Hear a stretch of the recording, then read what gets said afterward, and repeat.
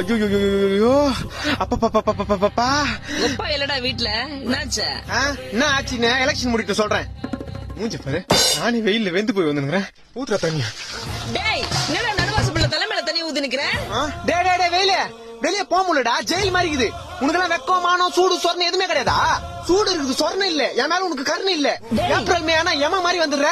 உன்னால மண்டை காயுது, மூஞ்சி தீயுது, அங்கங்க கருப்பாய் உடம்பு ஃபுல்லா நெருப்பு மாதிரி இருந்துச்சு, வெறுப்பாகுதுமே. நீ மட்டும் கொஞ்சம் கிட்ட வந்தா தண்ணி ஊத்தி அனுப்பிச்சிடும்டா. டேய் சூரிய பகவான் அப்பெல்லாம் திட்டக்கூடாது. சூரிய பகவானா? சூத்தீஞ்சிங்குது இங்க. வெயிலாமா அது?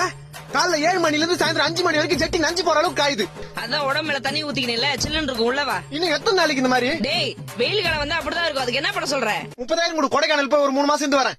எது 30,000? பாத்தியம்மா, வெளியே போனா வெயில் அடிக்குது, வீட்டுக்கு வந்தா நீ அடிக்கிற. இந்த வெயில்னால எனக்கு எவ்வளவு வேதனை பாத்தியா? ஏ வெயிலே, உன் வெப்பநிலையை காமிச்சல, என்ன வெறுப்பேத்திட்டல, என் அம்மா கிட்டே என்ன அடி வாங்க வச்சல. நானும்